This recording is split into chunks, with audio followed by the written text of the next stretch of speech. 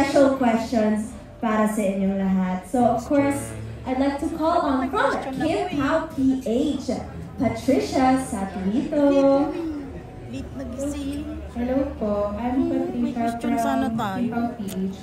Question lang po for Kim and Pao. What is your plan on Valentine's Day?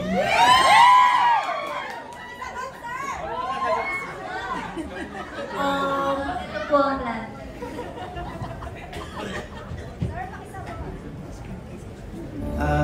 Well, on Valentine's Day, I'll be serenading the people of Kidapawan.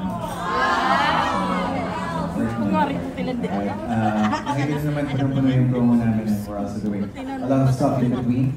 So, sa 13, 15, and onwards, makakasama ko naman si Kim halos sa araw-araw. Parang yun na rin siguro yung Valentine's Day. Yun na yun. Sa mall. Kasama kayo. Ay,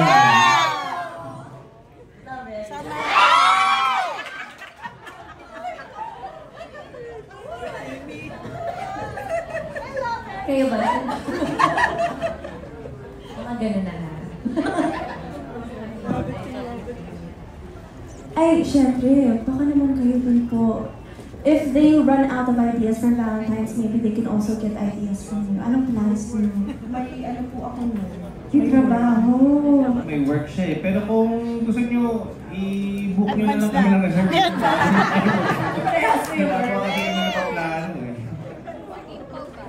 But I'm sure pwede naman late or early Valentine's, diba? May special plans naman. Kayo naman, may Valentine's plans na din kayo. Kare. Ito si Karina, parang meron to eh. Pulang-pula na eh. Kailan ba yung Valentine's? May pasok po ata hindi.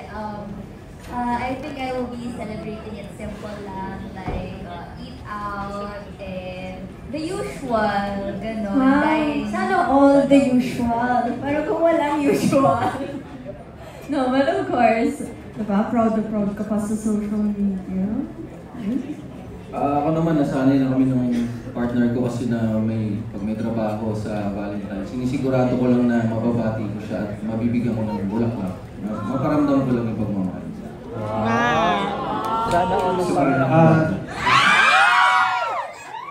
tumatanggap naman ako ng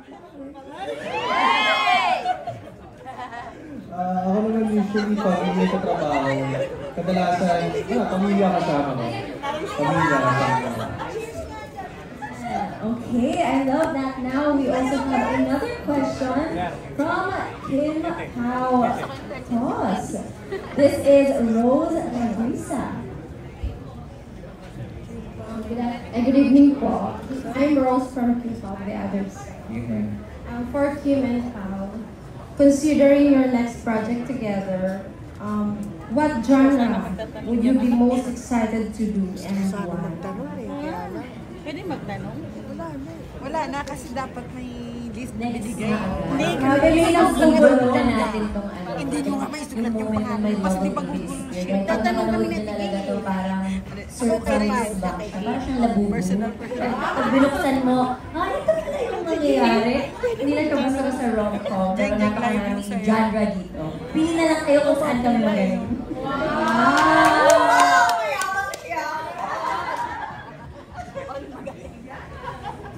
Ako naman, gusto ko talaga mag-sci-fi kasi syempre, hinihintay ko lang yung pagkakataon na maging ready na tayo dito para sa mga ganong klaseng jam. At dahil dyan mag-host ko siya ng makabagong sineskwela. Hindi. So, Ate Kim, ready to prepare for sci-fi? Sabi ni Kuya Paulo. Ako ba ang kasama mo dun? Pwede kang AI. Parang sa Her. Ay, yung boses ni Scarlett Johansson. Ganda na. Talaga? May love siya sa...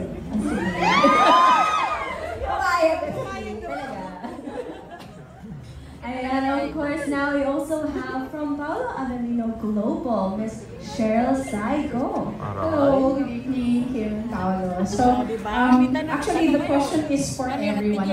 So, in connection with the movie title that It's My Love Will Make You Disappear, so do you think it's okay to just disappear in order not to hurt the person you love?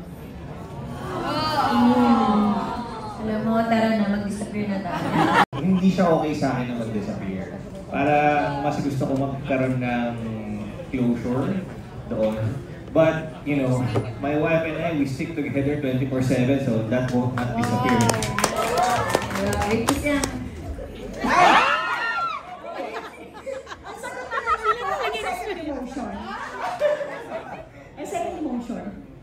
Sa akin, hindi siya okay kasi parang yun na lang yung pwede mong ibigay dun sa taong minahal mo. Kahit pa paano yung certain closure na okay, kung gano'n man kayo katagal nagsama, siguro parang farewell gift mo na nabigyan ng tamang closure yung relasyon ninyo. Kaysa bigla ka mag-disappear na parang yung parang inatsukwera mo yung pinagsamahan mo. Yeah.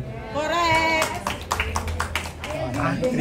I think mas magandang i-end ang isang bagay or relationship in a very good note na everything is mature, napag-usapan, and parehas yung naiintindihan kung bakit ganun yung nangyari. Pero if ikaw naman yung makaka-receive ng biglang nag-disappear yung isang tao sa buhay mo, para sa akin naman kasi minsan, no closure is closure. So pag nawala siya, and pinay mo ka na, wala talaga, I think you have to find that peace in yourself na wala na. Like, wala na, okay na, tama na. Yes. Pero sige, okay na lang. Kataanan mo. Sa akin kasi depende sa sitwasyon. Yung iba kasi kahit anong closure ang ibigay mo, hindi talaga bibitiw kung hindi bibitiw. May pagkakataon din na sa tingin ko parang ng Diyos na kailangan mo lang talaga maglaho bigla para makapag-isip kayo, mahinawak kayo. Depends. Sa tingin ko pwede mo bumalik kung may pagkakataon ka. Bigla kang maglalaw. Sa akin, it's kind of the same kay Mark. Situational. Depends on the situation. Pero diba? parang may iba yung sagot ko bilang teleserye ako mag-isip. Parang minsan kasi may mga pagkakataon na, diba, kung pupuksain yung minamahal mo, kung bibigyan ka ng pagkakataon, diba? Bibigyan ka ng pagkakataon na... Kumbaga, iniisip ko kasi pang PG eh. Kung may diba, kung papatayin yung, paano kung papatayin yung mahal mo, pero, diba, kung papatayin siya kung babalik, ay kung lalapitan mo siya. Depende sa Nilagyan mo naman ng action agad. Kasi sabi ko nga, kasi parang may iba pa. Kidnapping. Ako naman, napaka-OA nang hindi mamibigay ng closure, yung kasi na lang mag-disappear. Di ba yung lalaki, sobrang niyang nililigawan yung babae, tapos yung babae naman nananahimik lang. Tapos biglang mawawala, wala siya. Sobra naman yun. Di ba hindi dapat nag-disappear dahil respeto na rin yun sa babae or sa lalaki. Tama. Pero paano kung biglang bumalik? Anong reaction mo? Ako na yung mag-disappear pag bumalik.